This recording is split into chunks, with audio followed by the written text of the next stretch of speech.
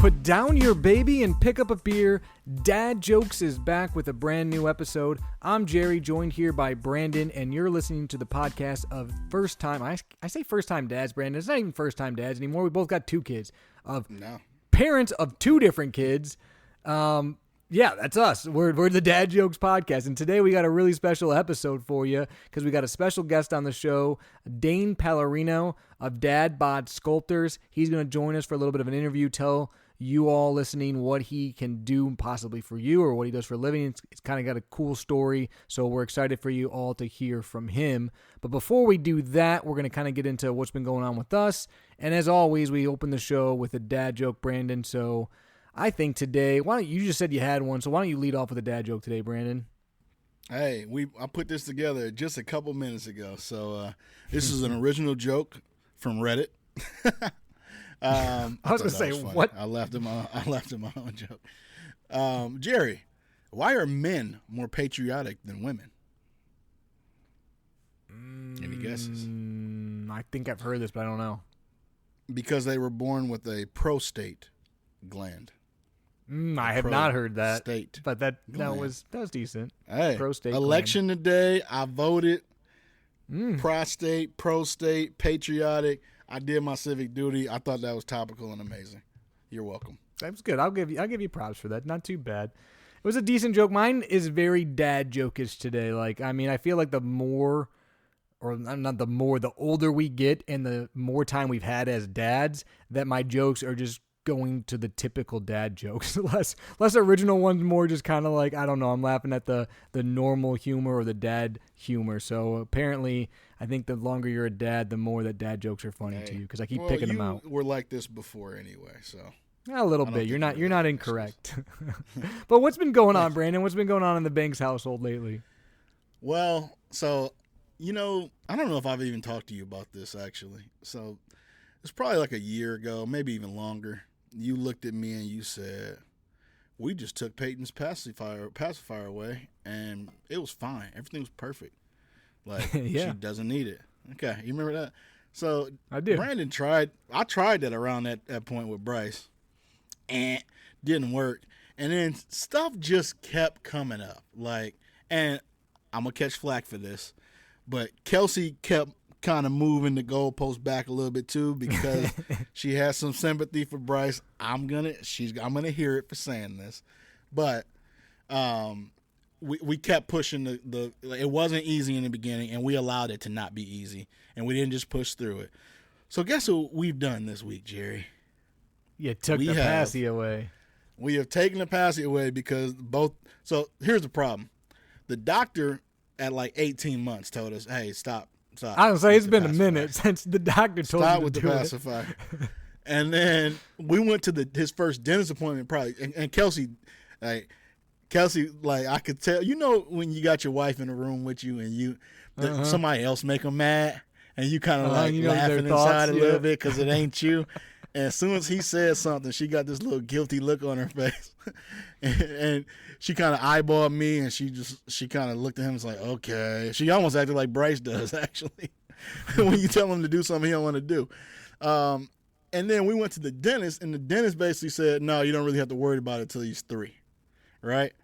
That was not what we necessarily needed to hear at the time. But we had a new baby coming at one point. The dentist told you that because he wants you to pay for dental work. He's freaking genius. Well, the dentist don't get paid. The orthodontist would. You done with that referral check? Referral check. Yeah, he got that referral. Yeah. You told the kid the passy is good till 3. Here you go. Here's a cool 500 under the table. We kept letting life happen. I'm gonna take this on the chin too. We kept letting life happen. Finally, I was like, "Yo, this is going away. It's going bye-bye on Friday." KJ was going to be out of a passy before. Yeah, KJ don't even love passies like that. This is the funniest thing ever. KJ, but we're definitely doing it different with KJ. So learn from our mistakes. But we took his pacifier away on Friday, and boy, let me tell you, it did not go the way it went with you and Peyton. This passy is going bye-bye while he's kicking and screaming. His mindset is over my dead body, if he knew what that meant. And so every day every day and this is a Tuesday. This happened on Friday night. We talked to him beforehand for days. But it's getting better day in, day out. The problem is you still got him in the household. That's got to be the hard part, because I feel like those are Peyton, cage. They're different. We just threw him away, and it was like, nah, she can't see it. But if she still saw him, it might have been different. He is not necessarily going after KJ's passies, and what we've done is basically he has passies that are completely cut. Like, so he has 2 passes that are completely cut in the crib with him, and then basically I'm going to take one away at the end of this week, and I'm going to take the other one away. He doesn't really do anything with them, but it's almost a comfort to hold it. He'll like wake up, reach for it, put it in his mouth, and truthfully, I ain't going to hold you. I took him away completely that first night, and I was in his room all night. And you weren't doing that again. I'm not trying to live my life like that. He can have a cut passy. It don't do nothing. It doesn't have the negative effect that the other. See, you're nicer than me. I would have just been like, "Hey, you gonna live with it because you ain't sick, you ain't hurt, you just mad, and you're gonna deal with it." But she actually didn't get that mad about it. But so maybe I wouldn't have. I'm saying all this, but she didn't. She didn't act like a big deal. I guarantee you that if you was hearing what I thought, the kid, like got stabbed through his stomach, the way he was screaming. I don't know why I'm laughing, but that's funny. It is. It's funny. But Kelsey at one point looked at me because I was still in our room at this point, and he had been screaming because I was like, he gonna. I kind of had the same mentality that you did, and I was like, he's gonna deal with it. Like, it's just a pacifier. Right. And she looked at me. She was like, I'm pretty sure this is bordering on cruel and unusual. I was like, yeah, she hit you with the guilt all trip. Right. So we are semi-successfully removing the pass. He will not get a real passy ever again. So whatever that looked like for him, that's what that looks like for him, because I'm not dealing with it. Gosh. Yeah, that was fun. KJ is rolling over more and more. So instead of it being a one-off, he definitely is doing it more. Let's go, KJ. He's really trying to do the back to stomach, which is I feel like it's a little scary, because that kind of changes the game on where you can keep naps. Him. Yeah, everything. Like, it's not. That's when life starts to get a little bit more difficult. He's sitting up fairly well, not completely on his own yet, but that's going good. I mean, and overall, he's not sleeping through the night yet, but we're getting some pretty decent stretches. It is annoying. So I was at a birthday party for one of I feel like we said it all the time too. We go to a lot of birthday parties, it feels like. We do. But too many friends. I was at a birthday party for some of our friends, and there's our mutual friend has a little girl who was born a couple days before KJ, and they are just like, I'm like, how's everything going? And first thing they said, sleeping through the night. She's sleeping through the night. I'm like, I'm glad Kelsey not here to hear GFY. I didn't say that. I didn't even think it if they're listening. If they're not listening, I did think it a little bit. But that's why this podcast has lasted, because we both have had terrible experiences with sleeping. Yeah, we always have something to talk about. Not jealous of each other. I still think he's a million times better than Bryce was, from a sleep standpoint. And overall, he's just good. He's a happy kid generally, except, and this is my next point, when someone who he doesn't want to touch him is touching him. We're starting to get into the stranger danger phase, which I don't know if we had a ton with Bryce, but recently Kelsey's mom was over, and she hadn't been over in a couple of weeks, but it hadn't been that long. And religiously, they live a couple hours away, but we see them like once a week unless they have a trip planned or something. And for whatever reason, a couple weeks ago, he did not want. He was crying basically when her mom like came into the room and like tried to hold him. And the same thing happened yesterday. So he's been shunning her mom a little bit, which is not fun, because Kiki love her grandbabies. So a little bit of separation anxiety and stranger danger. And this happens more or less when Kelsey's like around but not in the room. Luckily he hasn't hit me with that, because that kid, I know everybody's partial to their kids. This kid's so cute, and it makes it I'm gonna say something that's a little. It's probably gonna get me in trouble. I probably shouldn't say this, but do you think it's harder to love an ugly baby? So my philosophy on that is that God makes babies cute, especially the naughty ones, so that you as a parent can resist the urge to do physical harm to said baby. And honestly, it's funny because everyone who watches Avery, and if I'm not around and I come back and I go, hey, how were the girls? They always preface it with, man, she's cute, but, and it's always, she's so cute, but man, the new one today, and I don't even know if this is true. That's just funny. My mom was watching the girls and I go, hey, how were the girls? And she's like, Peyton was great. She's like, Avery, she goes, she is such a Gemini, which one, I'm not into horoscopes. Two, I don't know if Avery actually is a Gemini. Three, apparently that means that she's very hot and cold. So, she's like, she literally will go from laughing, having fun to hysteria in 0.1 seconds. She goes, if I had $5 for every time she cried today, I'd be the richest person on earth. And I was like, yeah, that's Avery. That's just who she is. So, but she is darn cute, especially now that she's walking. So I think that that's her defense mechanism, because you'll get so mad at this kid because she just screams, and then she'll just look at you and has this dopey grin, and you're like instantly like, all right, it's fine. What was her and she birthday? does. Or what's her birthday? Her birthday, now you put me on the spot, June 11th. She's a Gemini, dog. She's a Gemini. So June 11th. She's a Gemini. Yeah. So apparently I think my mom apparently was doing horoscope research because she was trying to figure out why my kid was howling at the moon or something. I don't know. But this kid, I swear, this kid, she's a trip, and she just. And then another thing too, Brandon, and I'll get into this in a minute, but she's entering a leap today. I text Macy, I said, hey, Avery's entering a leap today, and she goes, what's new? I don't think she ever left a leap. She was born in a leap but hasn't left. The kid is just not outgrown it. She's gonna be the best Wonder Weeks poster child. Yeah, she's just Leap. That should have been her name, just Leap. She should have been born on a leap year, on a leap day. I don't know. That's my kid. She's one of a kind. So what else is going on, Brandon?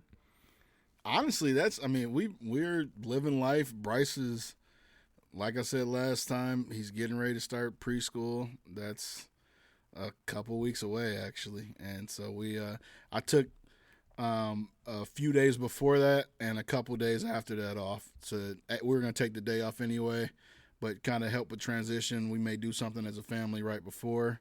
And then I want to be there for his first couple days, dropping him off and picking him up from school. So that'll be fun. And talk to me 2 weeks after he yeah, I was gonna say I don't even want to think about that, so I'm just gonna graze by it because we talk about getting emotional. That'll get me emotional real quick. But it sounds good, Brandon. It sounds like you guys are doing good. As I mentioned, Avery's Avery, but she is walking everywhere, and I will tell you, this kid, Peyton, was like that kid that figured something out, and then she just decided she would have it in her tool bag, but only use it when she wanted to use it. And she was like that with walking. She walked, and then all of a sudden she was like, nah, I don't know if this is for me. I'll start walking more when I want to. Avery's the opposite. She was walked, and all of a sudden she's like, oh, I got this. And she's just a great walker already. So, and it's funny. She's like a zombie because she doesn't have the greatest balance, but she just keeps going. And she can, she walks everywhere. She was crawling. Oh, yeah, she's not quite as fast as that. I think she's the fastest crawler in the world still to this day. But she's walking good. She's obsessed with walking up and down things, which was really annoying this last weekend because we went to a family picnic in Muskegon, and there was an inside and an outside, and there's a step down, and she literally probably climbed out, which again, she's not super great at doing this yet. She doesn't have great balance. And so we're afraid of her hurting herself doing this. She's climbing out of the door down onto the pavement and then back in. And I'm not kidding you. She probably did it over 100 times. And if you try to stop her, she would scream her head off. And that's all she wanted to do. And it was driving me insane because and it was grandparents watching her, us watching her. Everyone's trying to watch her. But it's you had to bend over and make sure she didn't hurt herself. But you couldn't touch her because then the world was ending. So that's Avery. But she's walking great. She's starting to say some more words, which is fun too. She's asking, what's that? And another thing too that I did a lot with Peyton that I've been doing with Avery and now starting to pay dividends is she knows where her nose is and her mouth. Although today she kept pointing to her ear when I say nose. So we're trying to learn ears now too, but she gets super proud of herself, and she constantly wants to point to Dad's nose because Dad's nose is more fun than her own nose. But she's doing good with that. She's starting to get in that stage where they learn tons of stuff, so that's fun. Peyton is doing great. The potty training is still kind of up and down. She was doing fantastic, but because of some of her digestive issues, I think that's kind of messed us up a little bit with her going poop.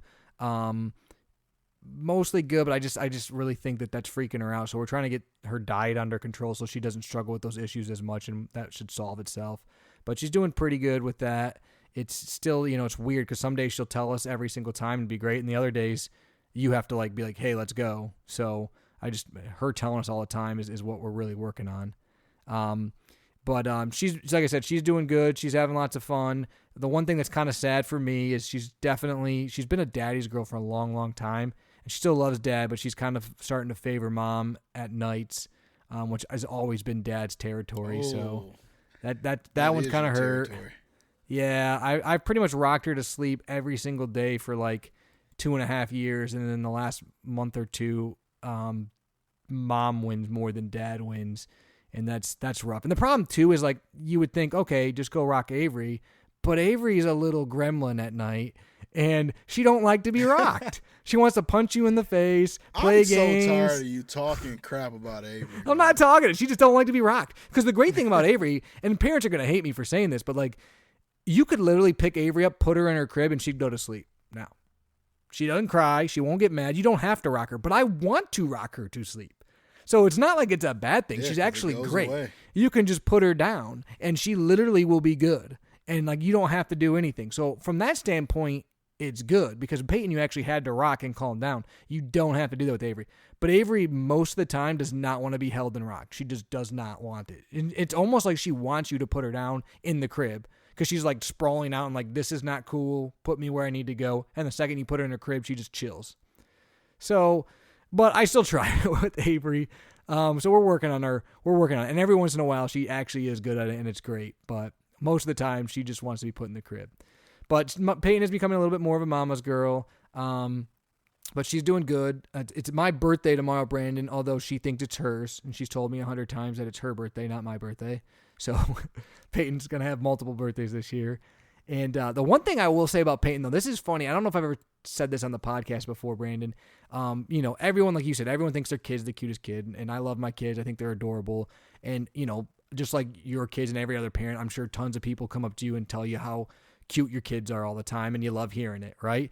But the one thing that people say that I don't know is normal or not, but I swear we get it 10 times a week from random strangers. People always comment on Peyton's hair. They are obsessed with her hair, which she does have nice hair and it's cute, but I don't know if it's just weird or if but it's the weirdest thing, Brandon. We will get random people at the grocery store or out in public at a park or walking, and people will be like, she has the best hair. And the kid won't let you touch her hair, so you can't put it in a ponytail or brush it or do anything to it. So it's just natural. It just lays however it lays. And everyone always says it looks like, I don't know what this means, but they say it looks like a natural blowout, whatever that means. But apparently that's what her hair looks like. But it's funny to me. I don't know if you guys get anything. I know Bryce, a lot of people maybe comment on his hair because they like his hair or something. But Peyton, I swear at least 10 times a week, all they do is want to talk about her hair. It's she's got the best hair of any kid I've ever seen. I'm not going to lie to you. I am so sick of it. It ain't just, it's not the comments. The comments are fine. We legitimately have people who will walk up and ask to touch his hair.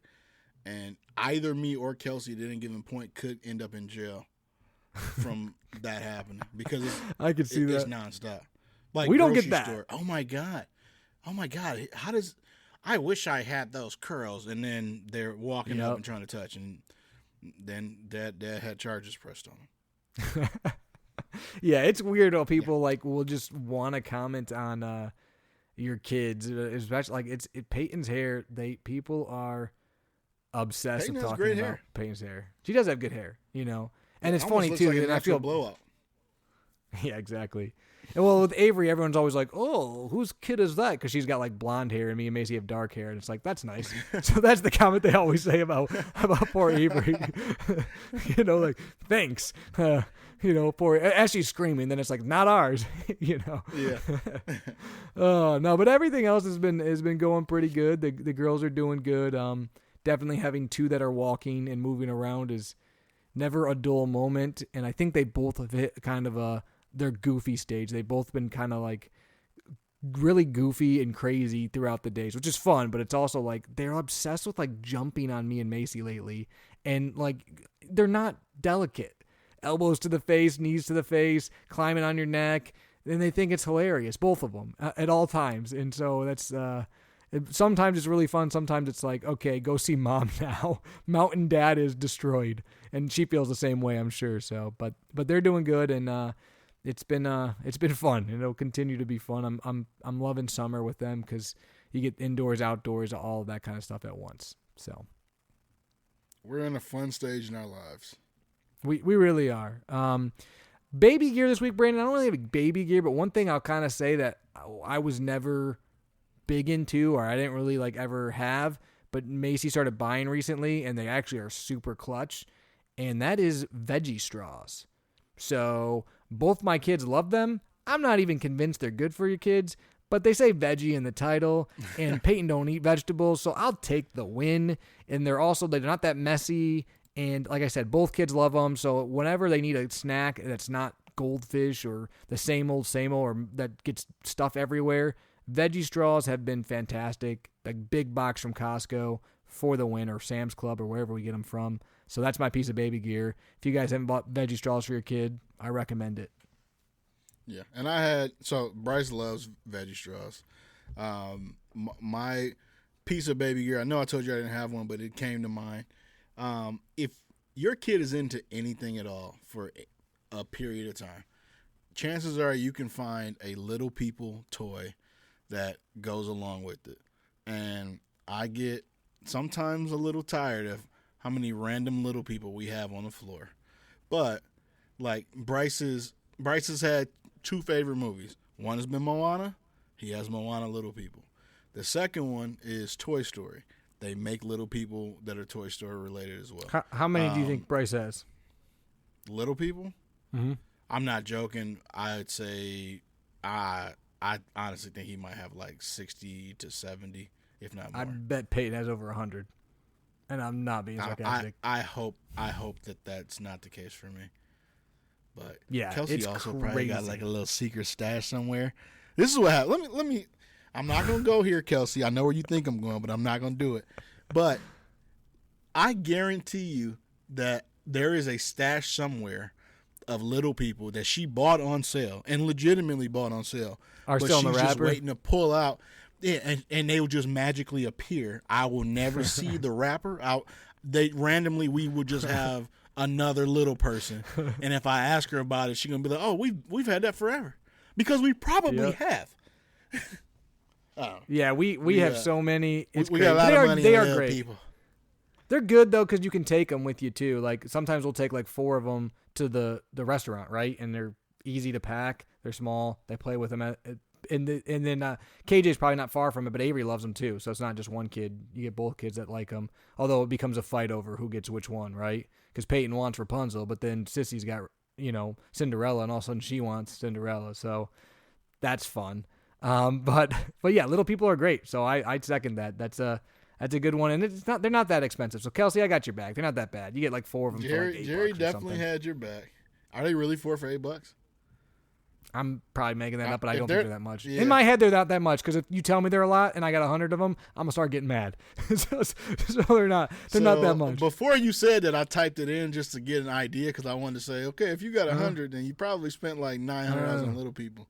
You might want to go look at the price of them Little People. Well, in fairness, and I will let my wife a little bit off the hook for this. I would say probably 80% of those have been bought for us as gifts.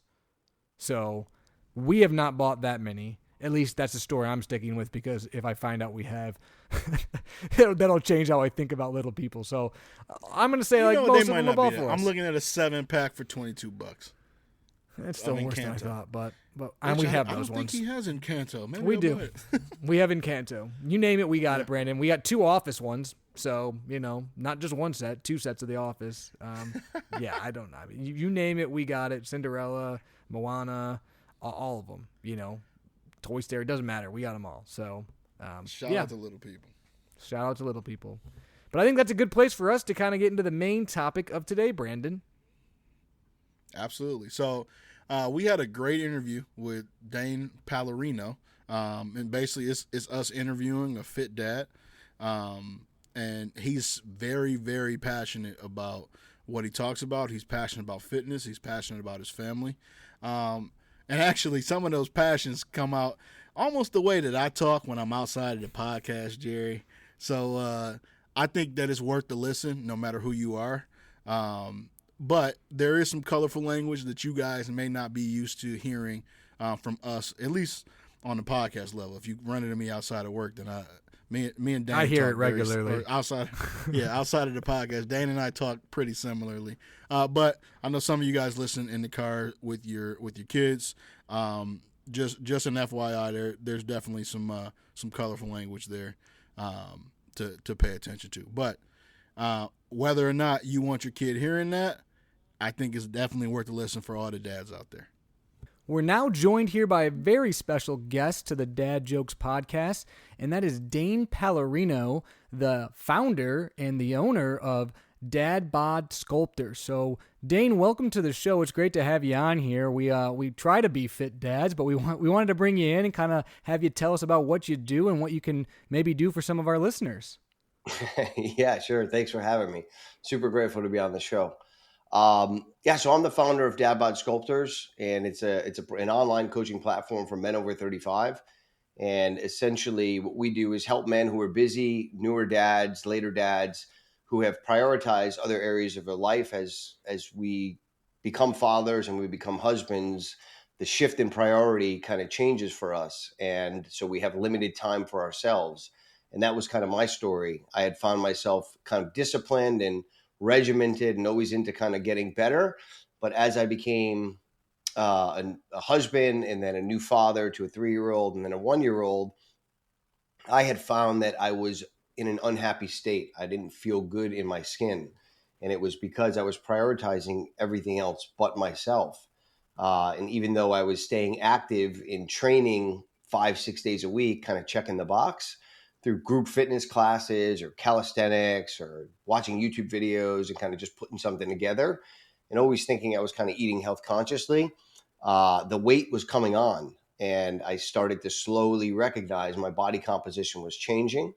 And in changing of my body, a lot of other things started kind of scaling downwards for me. And so for that, it was kind of my thoughts with the way that I saw myself. It was my confidence. It was my energy levels. It was how I was showing up for my wife and my family and my employees. And so that just over the course of time, I started to recognize I'm not being the person I wanted to be for my wife or my kids. And most importantly, they weren't the highest priority at the time. I was prioritizing business because I run a headhunting firm that specializes in building product management teams for software companies. So I had built that company from scratch, and within a 3-year period, we became number 1 in the world at what we did, and we dominated Google. It was all organic. So I took a business that had never kind of niched in such a narrow area for headhunting, and because usually headhunters cover lots of different positions. They cover, you name it, whatever position you give them, they'll recruit. But this firm was very specialized. We only focused on recruiting product management, the function there, and it was heads of product and above. And so that grew pretty successfully. We went from no leads to like 25, 30 leads a month. And so that sucked up a lot of my time. And so I was successful, right, as I built this business and money was becoming easier and more fluid in my life that I'd always chased. I recognized I have the most money that I've ever had, but I have the least amount of happiness that I've ever had. And over the course of a year, that really dragged at me. And how it dragged at me was I was just not a pleasant person to be around. And it was mainly because I didn't feel good in my skin. So that was me being short with my wife. That was me being agitated with my kids. That was me getting aggravated at work pretty often and frequently. And so lots of different outbursts had happened, and lots of vices started to come in, right? With drinking and smoking weed, and recognizing that I was now escaping a life that I had worked so hard to build. And so that was an awareness that I had, and I had had this awareness for maybe over a year. It was kind of wearing at me, where I was like, I'm not happy, and I was now sleeping later than my kids, and not looking forward to work. And I figured, well, shit, I just worked so hard to build this business that now I don't have to chase, and now it's here, and now I don't want to show up for it. And so that was kind of the catalyst for the journey that I went on as a dad and as an individual. And so the journey was really to become more confident, right? I think for me, I recognized I was not confident with my wife, and that was a cornerstone of my relationship, and of my existence at the time, right? Like, I wasn't desiring my wife the way that she needed to be desired. I didn't feel desired in that way that I wanted to feel desired, and so that really kind of just created a lot of negative self-talk in my head. And so this whirlwind put me in a place of like, how do I escape this? And so I did group fitness classes where I didn't have to think. I just kind of signed up, and I'd go 4 days and 5 days and 6 days. And I would escape it for the hour, but then I would come home and I would eat my way right back into a calorie surplus. And I would wake up the next morning and feel like shit again, right? Because I was consuming sugars, and I was drinking alcohol, and I was eating ice cream, and I was having cake. And so this kind of played itself out over the course of a year. And I finally just said, enough is enough. I got to figure out what's wrong. And so I went to a doctor, and I got my blood work done, because at the time I was 41, about to be 42. And I was hoping maybe something was wrong with me. Right. Like, I was hoping he was going to say, oh, your markers are off. We got a solution for you. It's a quick fix. And essentially he was like, your markers are phenomenal. You just got to make better lifestyle choices. And that was kind of an awareness to me of like, damn it, it's all on me now. And so I decided, if I'm going to go at this again, because I had been training always, like, I need to now find something that was sustainable. I had tried all these other fad diets like keto and intermittent fasting. I was fasting till like 4 p.m. And then I was doing a 1-hour training session at Orange Theory, burning 1,000 calories. And somehow I was gaining weight because I was eating 3,000 calories after 5 o'clock in the evening.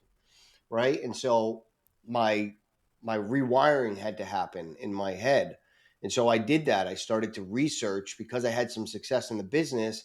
I would spend the evenings watching YouTube and researching what is really the optimal way for men to train after 35. As we start to lose muscle mass, like, how do I make sure that I keep my testosterone levels high enough so that I could build muscle at my age? And how do I also lose fat at the same time?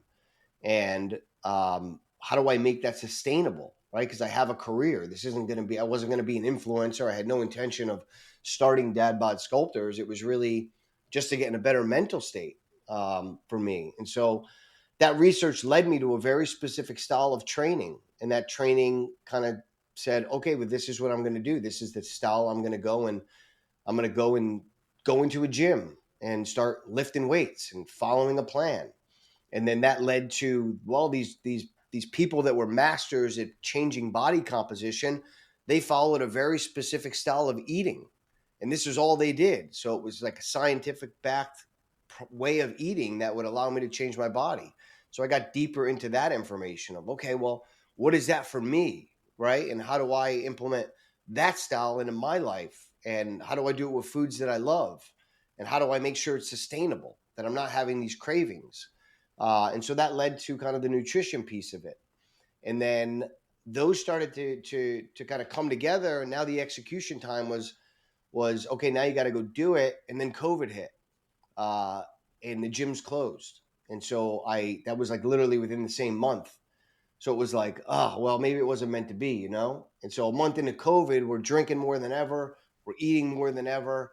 And it's like all that pain just kind of started to resurface again. It was like I just threw out this whole game plan because COVID's here. Now everybody's screwing the world and they're drinking and smoking and eating. And this is it. And I'm like, but now I'm falling back into this trap harder and faster. And so I didn't have an option. So I literally went into we had a big black bucket that we had taken from my garage in Florida. And I was like, I think I have weights in there. And so I went in there and there was 225-pound weights, dumbbells.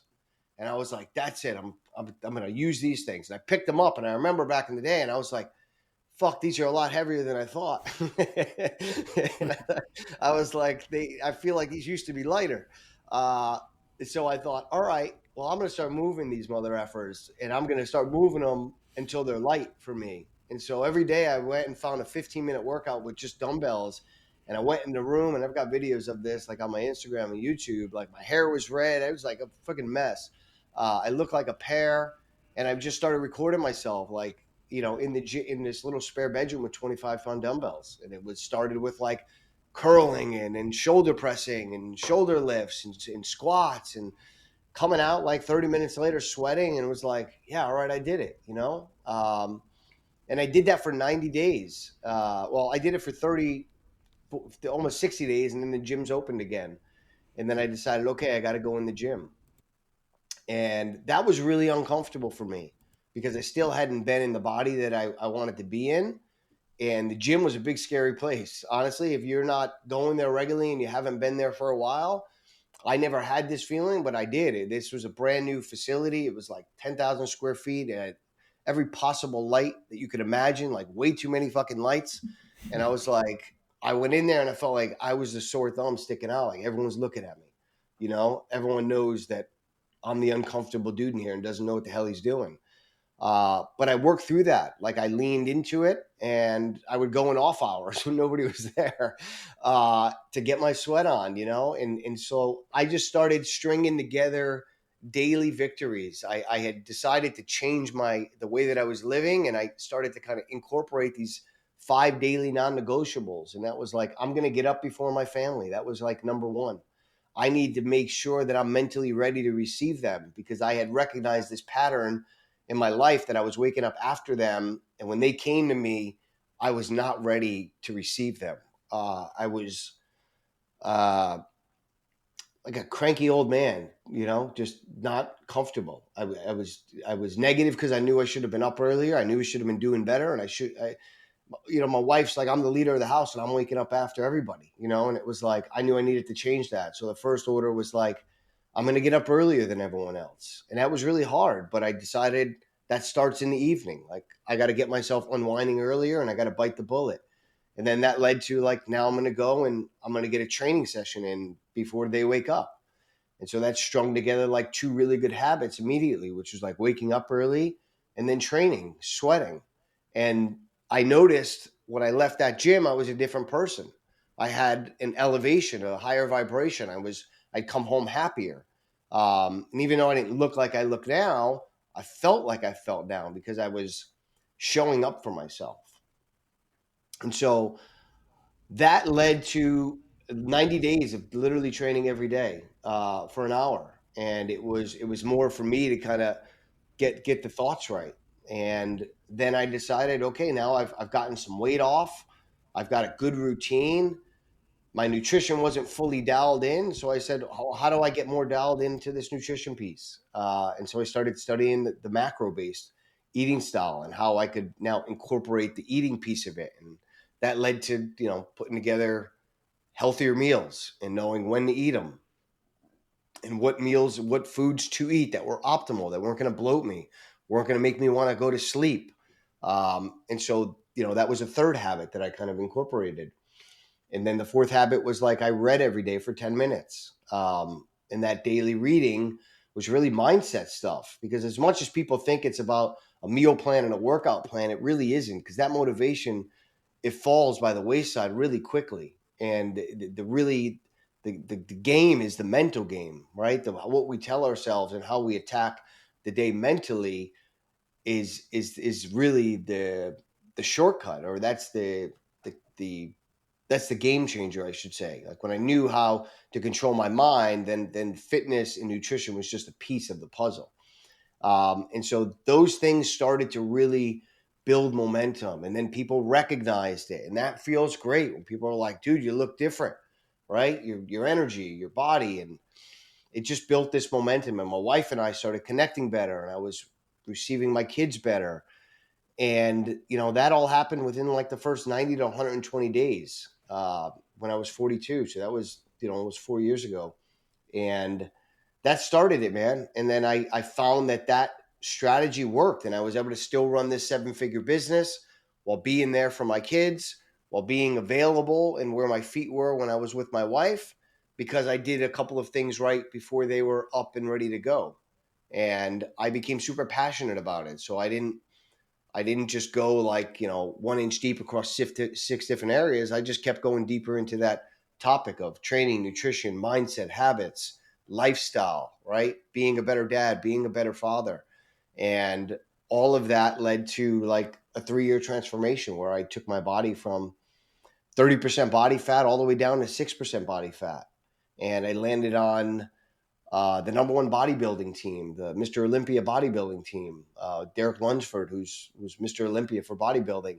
I ended up getting on his team as an athlete. And then I ended up landing an athlete contract with HD Muscle as a sponsored paid athlete for supplements, which was like great. I was spending a lot of money on supplements, and now I had this supplement contract. And then other deals came to the table. This was many years later, but that was it. That's how it started, and that's kind of where it is now. And so now I'm coaching men. I've coached hundreds of men to do this themselves and really help them find the routine that works for them and incorporate it into their lifestyle so it's manageable and sustainable. So So I if want you to touch got a on one thing that you said, and it's the 5 steps, the 5 daily steps that you make sure you have. And I think, and we'll kind of get into this in a little bit, but it speaks to goal setting and Yeah. how important it is on a daily basis. But a lot of times a struggle can be you set the goal, you're good at the goal, and then maybe 2 weeks into your 90-day plan, maybe you missed 3 of the 5 steps, you missed 2 of the 5 steps.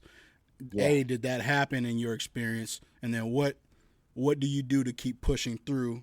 You're disappointing yourself, which a lot of times can get us off of the target. That's right. Yeah, for sure. There's that my wife had taught me a saying, have grace with yourself. So there was this kind of record that always played when I would go into that, like, damn it, you're a loser. You slept in, or damn it, you ate the pizza when you knew you weren't You're supposed too to eat hard the on pizza. yourself. Yeah, and so I was beating myself up for that, and then that, like, I didn't want to look myself in the mirror, and then I would be short with them, and so I would recognize these patterns, and I would recognize it's because I didn't do that, and so I didn't. I started to shorten that window of beating myself up, and I would say that's okay. Get the next meal right, right? Get the next wake up time right. Get the next training session in. And so I just started saying, hey, I made a mistake, but I'm going to fail forward. I'm not going to take 2 steps back from this. I'm going to lean into this, and I get another start. And that was the benefit of the system that I created for myself. It was all about having these guardrails so that I couldn't fail, right? And the guardrails were like, every day I got a chance to wake up early. Every day I got 10 minutes to make sure I put the right information in my brain. Every day I got a chance to train. Every day I had 5 meals that I needed to hit. So those are these micro goals, but that you don't realize when you just say, I just need to win this meal right now. It's like an alcoholic saying, I just need to not drink today, right? So I didn't think about the pizza or the cheat meal or not having the alcohol. I would just say, I just got to enjoy this meal and use it as fuel to get to the next meal. So I started to focus on just short little habit victories. And I never worried about the outcome. Like, I didn't worry if the scale went up or down. I didn't worry if my physique wasn't changing every time I took a progress pic. I knew if I consistently execute these habits, I will end up where I need to be. And that was the game for me. It was mastering the habits as opposed to seeking a specific outcome. Because if you seek that specific outcome, you're going to get discouraged, right? So, but if you just have kind of these daily things that are action based, then you have a lot more ability to control that. You can control the controllable. You can't control how your body's going to respond every day to a meal plan, right? But you can control the action that you take, knowing that that is the best optimization or the food or the training for your body, and that you can calibrate every week. You can look in and calibrate and say, how do we progress this week? Was it a compliance issue? Yeah, I hit every damn thing I was supposed to do. My body didn't respond.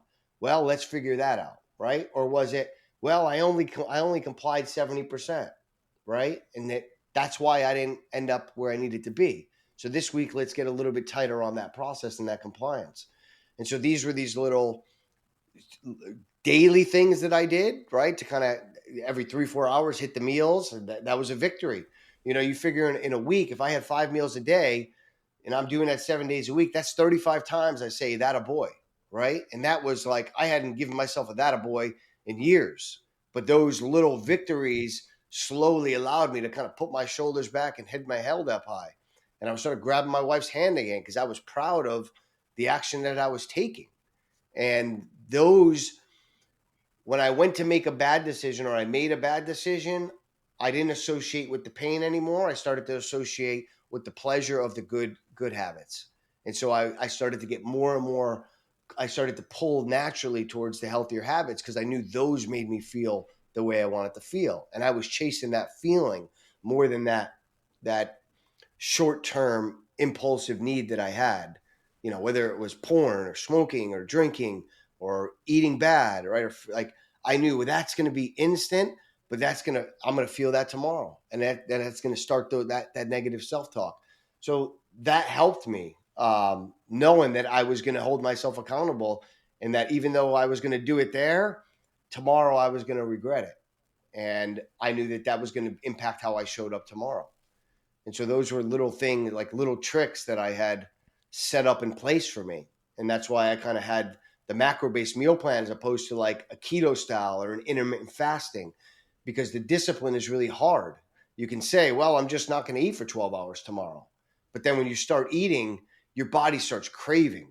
And when you start craving, it is very difficult to fight through those cravings for a sustained period of time. And so that's why a lot of people fail when they do those styles of eating, because they're not sustainable and your body's craving has certain needs. Dane, as you kind of started to go down this journey, you know, make all these changes, how did you get or how involved did your family become? You know, your kids and your wife, were they partaking with you and working out, with making these healthy lifestyle choices with eating?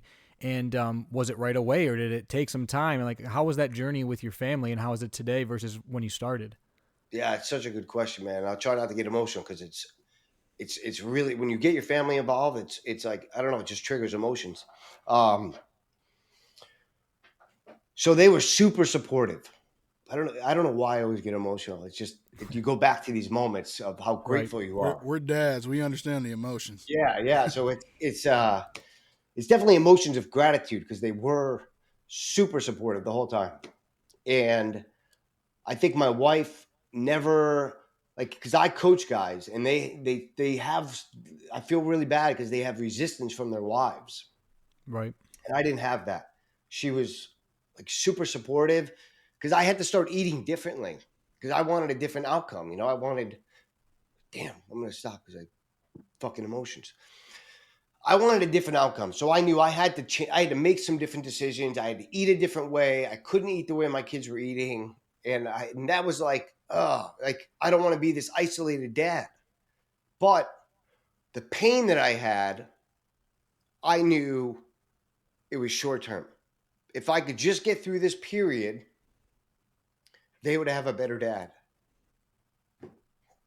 Right. Well, you have to ask that question. It's a tough question, but it's like you're saying, though, you know. A great answer. Yeah, it was. I want to give you, because there's a lot of good intel here. I just get emotional about it. So they were curious, right? Like, my kids did get involved. They were like, "Why is Dad eating that way? And why is he training that way? And why is he always going to the gym?" But I knew that he was young enough that, because my son was 3 and my other son was 1, so he didn't really know. So I would disappear for an hour or 2 hours every day. And my son would be there and he'd see me go.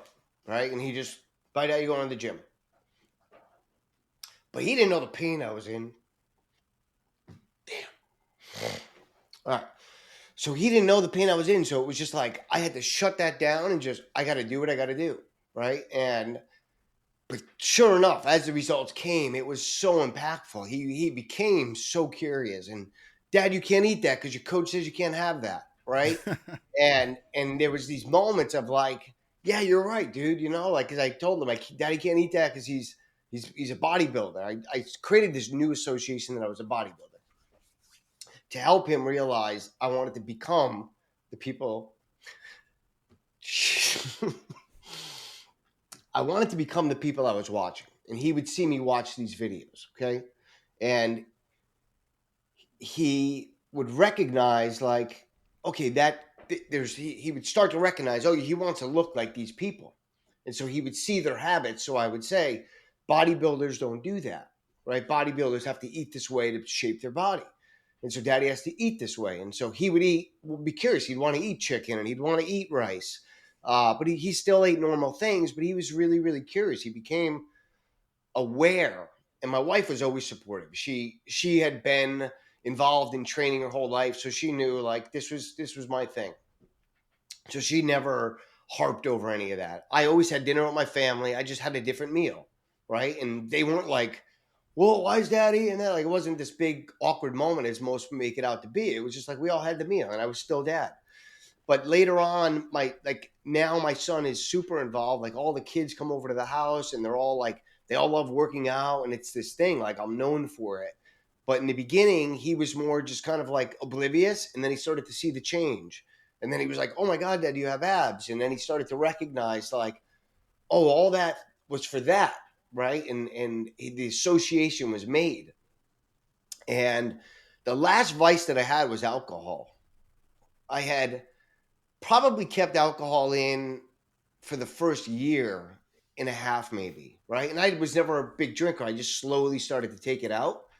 Because I knew these are wasted calories. I'm working so hard. The minute I put the alcohol in, it just stops the ability to build the muscle and burn the fat that I just spent 90 minutes in the gym trying to do.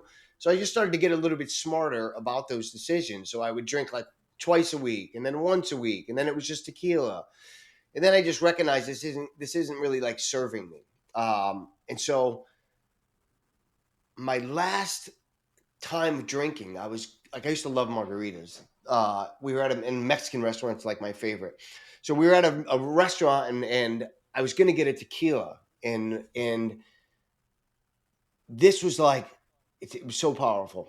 I said, my son said, Daddy, you're going to have a drink. And I thought I started to think like he knows when I've had a drink and when I don't have a drink. Like he could maybe see. He's very intuitive, you know? And I started to recognize like he recognized I was a little bit of a different person when I drank because I was. And so I said, no, I'm not going to drink alcohol because bodybuilders don't drink alcohol. And he was like, yeah. And so I was like, shit, now I can't have the margarita that I wanted. You know, I was like, damn it, you know? So I'm like, all right. So then like fast forward like a month later, we're friends and we're all like doing tacos and shit. And I'm like, you know, I'm going to get a tequila tonight. And he turns to me and he's like, Dad, bodybuilders don't drink alcohol. Dude, it was like, damn, he's right. And that was it, man. I never drank again. It was like, it was so like you powerful. Need him to push you, push you past that last step. He's your accountability partner. Yeah, man, to have an 8-year-old hold you, it was like, shit. You know, it was like, all right. And I never drank again. And that kind of made me realize, like, I made the right decision. You know? Yeah. And so both of my kids always are like, Dad, you can't eat that. I'm going to tell your coach. And so it's so supportive. It's so loving. It's so endearing. Yeah, it strikes the heart, dude. Yeah, that's huge to have that kind of support. Yeah, it's very. A lot of guys go through the opposite, where they get so much resistance and they get sabotaged because they crumble to the criticism. and they crumble to the discomfort because family, when you go to family outings, like I didn't look how I looked for the first year and a half, like I took off some weight, but I still don't look like, if you see my Instagram, I didn't look like that. But people are like, well, I mean, what's the big deal, dude? Just eat the fucking pizza. Well, what's the big deal? Just have this and just that. It's like, well, I know you don't see it, but you're going to see it, right? Like, it's just these little bit everyday victories are going to string together a completely different version of myself. And that was what I was after, was a completely different version of myself. I wanted to kill that guy, and I wanted to be a different person for my family. And so my family, my immediate family, my wife and my kids were super supportive, but other family members were very critical. They criticized and broke your balls, you know. But I learned how to cope with it, and I learned how to get through it. And now I teach men, like, hey, you're going to experience this, and here's how you handle this, right? And you've got to see what they don't see. And again, it goes back to that mental thing that I was telling you. You've got to have a vision. You have to have a purpose. And I had a purpose that was way stronger than the pleasure. And so it ended up being, I ended up creating an environment where now everybody's like, you don't eat cake, right? Like, yeah, no, I don't eat cake, and it's like, you don't eat the pizza. And so like, they know that I don't need, like, wait, you're going to eat a burger? Like, yeah, I'll eat a burger, like, so it went from this place of like always having to explain why I'm not doing something, and now people knowing like, this guy doesn't fuck around with that, So I've raised the standard so much in my life that other people around me had recognized the discipline and the standard that I held for myself. And through that journey, my family was beyond supportive. Is there anything you miss? Any food that you cut out completely that you're like, I do miss that just a little bit. Yeah, I mean, I used to eat pizza twice a week because I loved pizza, and we had a really good pizza place like right down the road. And after I didn't eat it for like a year, I went back and ate it, and I just had, my digestion was off for like 3 days. I had indigestion, my stomach was, I was like, yeah, all right, no more pizza. So the only things now, like fish and chips maybe, but I know like if I eat that shit like screws up my stomach. So I've had these things that I love, but when I throw it in my system now, because it's so regulated and automated, and it's like that, it wreaks havoc for days. And so I kind of isolated them. So the way that I still get into my cheat meals, I have a cheat meal once a week, and I've just made it smarter. Like I don't go to Five Guys, which I love. Like if I'm going to die, I got one meal, it's Five Guys, because I know I don't have to deal with the heartburn or the indigestion or the pain for the next 3 days, right? So we're just going to end it here, like bring it on. But I noticed like that, again, it was something I loved, but when I started to eat it, it wasn't, my body was responding differently. So now like our cheat meals are all ones that I make here. Like I make a burger every week. I make tacos every week. I make pasta every week, but I do it in a way that, with like rice pasta because it digests better. I do it with lean ground beef because it's healthier for me. And I'll do burger the way I want, but my own bun, and I make my own potatoes. And like literally the whole family gets involved and we all enjoy it. And then I eat a low-fat ice cream. And sometimes I'll cook a cake. Like maybe once or twice a month we'll cook cake or something, but I won't use the seed oils. I'll use applesauce. So I have all these little hacks where it's like I can still enjoy the cake, but we use applesauce instead of seed oils because the seed oil causes this inflammation for 3 days for me, and really kind of creates this environment that's not seductive to how I want to feel. So I've learned ways to get in all the things like that I enjoy. So yeah, like, but those cravings do go away. They definitely subside, and you start to feel better. And I'm not just that way. Like I have clients that, like one client, he goes to the Jersey Shore like every year, and he's been lifting for 20 years. And he goes every year, and he's like, man, I have like this list of things I get every year. It's like the saltwater taffy, the fried dough. There's a fucking pizza place. There's a meatball parm place. Like I hit them all every year.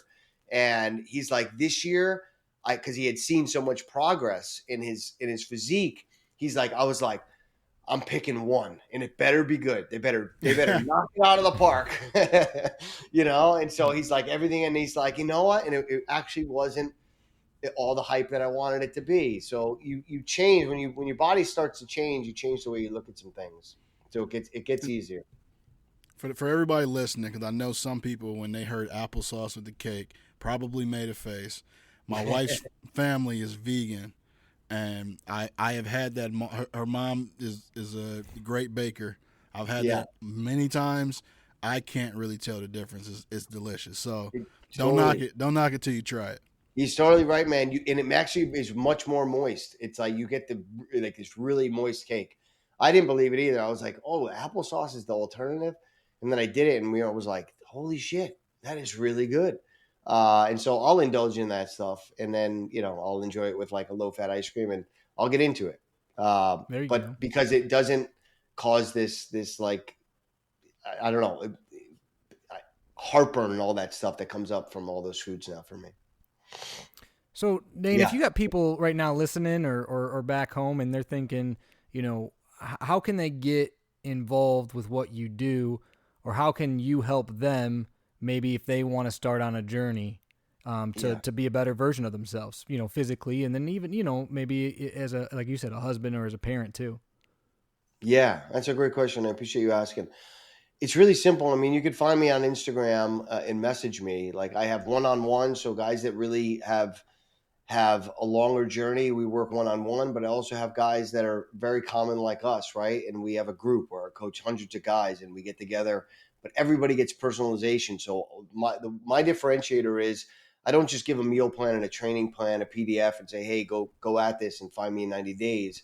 We literally spend an hour up front kind of doing this onboarding process of understanding their lifestyles, their food preferences, their busy schedule, some of their weaknesses, some of their bad habits, some of their vices.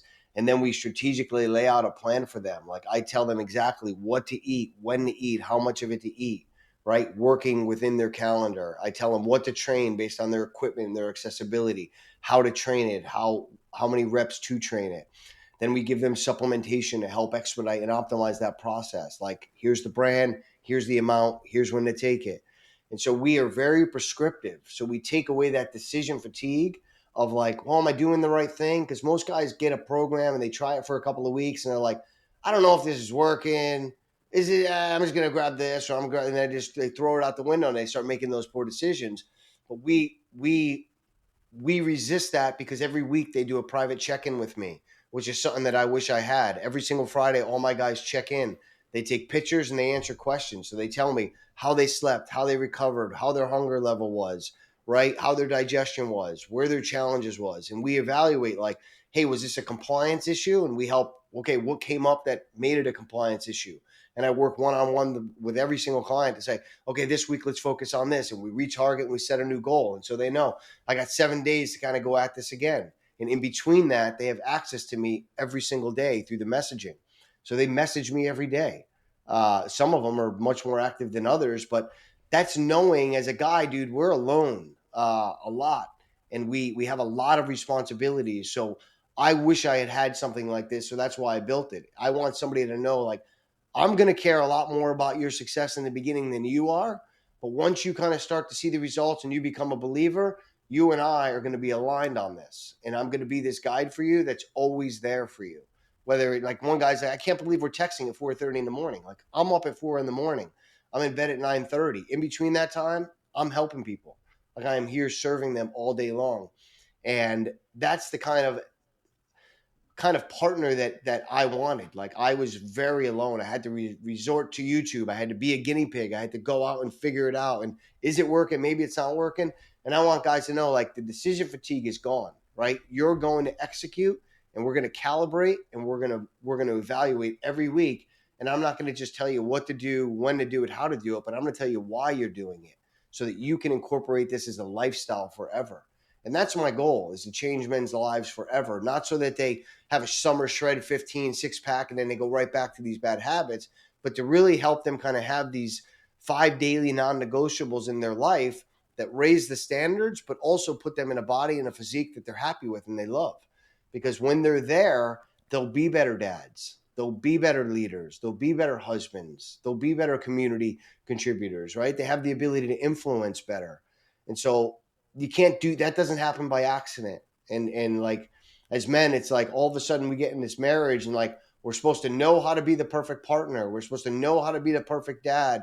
We're supposed to know how to make enough money to to take family vacations and keep up with the Joneses, and we can't tell anybody that we're struggling. Like, these are the realities. And so my program is a group of men, and we come together, and sometimes we talk about fitness. Sometimes we talk about, like, it's 7 months into marriage and he's got a new baby and the wheels are coming off the bus. Right. And some other guys can say, dude, let me talk to you about that. Right. So it's a community that we're building of these men that are using health and fitness as a tool to get to a better place in life. Right. But it's not just, if you're looking for a fucking meal plan and a workout, go on YouTube and do what I did. Just YouTube it. Right. But if you're looking to get the right habits and the right mindset and implement health and fitness as a tool to help you accelerate and advance your life to create a better version, then those are the people that I'm most interested in helping, because they've got enough pain to where I know that they got some skin in the game, because I give them everything. Right. Like, I give them my all. Yeah. So that's how they would get started. Yeah, and what you're saying is so key. You know, I think it's building those habits, but also having people you can rely on, having a community, because that's what keeps you going. You know, and it is building habits. You know, I've been on I think this week was 122 weeks that I've worked out 5 or 6 days, you know, consecutive. But it takes the time, right? And it's the habit. Now I don't. It's weird if I get up and I don't work out right away, because that's just my process. But right. You know, it didn't happen that way overnight, and honestly, it was kind of a community that got me going. It was talking about it with people, even talking about it on this podcast when we started kind of doing some things fitness wise. So I think what you're doing is fantastic. I think it's great. You know, and I think having a healthy lifestyle is not. You can read lots of books, and I love to read. Brandon loves to read. You know, we're in a book club that he denies. You know, we do lots of different things. But it's like you read all these books and they'll all say kind of the same thing. You know, it's not just about, when you talk about health and you talk about mental health and you talk about being happy and all those things, a lot of it is physical too. And you got to have the right nutrition. You got to have the right physique. You got to feel good about yourself. And, you know, if your body's in pain or you're physically not healthy, that can weigh on your life. I mean, we've all felt it before. When you don't feel right or you don't feel good, you're not the same person. So taking care of yourself is definitely key. And, you know, we appreciate you coming on here and telling people about another avenue that they hopefully can possibly utilize to get into better shape and to be a happier and healthier person for themselves, but also for their families, because we all want to be the best versions, not only for ourselves, but for the loved ones around us. Yeah. And it was a journey of self-development for me, but the goal was when my kids were old enough, like, I was the person that they needed. And so that was it. It was building that person before they recognized who I was, like, the dad's an insecure little bitch. It was like, that's not who I wanted to be for them. So yeah, I agree, man. And I'm super grateful that you guys had me on and allowed me to share my story. Yeah, we loved having you on. For everyone, again, Dane Palarino, and give us the Instagram handle one more time, Dane. Yeah, sure. It's dadbod_sculptors. So it's at dadbod_sculptors, and then same thing on YouTube at dadbod_sculptors, where you can find me. Honestly, Instagram is probably the best, because you can just DM me, and then just DM me podcast, and then I'll connect with you. It's me. I don't have any VAs or appointment setters. I run the whole show behind there. It's so I manage everything. So you'd be connecting with me directly. Perfect. Well, once again, thanks, Dane, for joining the show. You know, we want to. I'm definitely going to keep following your journey, and if nothing else, you've motivated me to keep pushing too, because I definitely sometimes see you feel like you hit a lull, but you got to keep having those goals and keep pushing the boundaries and you know, working on yourself day in and day out. So thanks again, Dane, for joining us. We really appreciate you being here. You got it, man. Thanks for having me, guys. Bye-bye. Well, that was fun, Brandon. I'm definitely glad that we had Dane on the show. One thing we did forget to ask him before we let him leave, though, was if he had a dad joke. I don't know why we forgot that, but that's okay. I got one for us to kind of wrap the show up here today. Are you ready for it, Brandon? I'm waiting with bated breath. And it's not because I just worked out super hard. Brandon, this one's for you. This is a dad joke for you, okay? What is a narcissist's favorite drink? Oh, wow. Wow, this is where we're going, Jerry. What is a narcissist's favorite drink? I don't know. You tell me. A mimosa. I knew it was gonna be something me related. Yep. A Takes one to know one, Jerry. mimosa. A mimosa. So, Dad Joke Podcast. If you're listening in the morning, maybe you can have yourself a mimosa or a beer mosa, which some people do if their dad's at brunch. I found that out. Or you could not drink and work out ago. like our pal Dane. That's true too.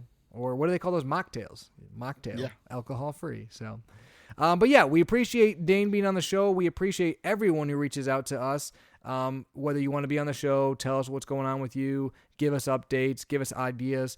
We really do like hearing from each and every single one of you. A lot of you have reached out lately, and it's honestly awesome. Me and Brandon work together, and it's probably almost once a day I'm showing him something that someone sent us. So please, please, please do that. We try to get back to you as quickly as possible, but it makes our day. So, and then the biggest compliment you can give us is definitely to tell your friends or buddies or anyone about us and have them take a listen, because that means a lot.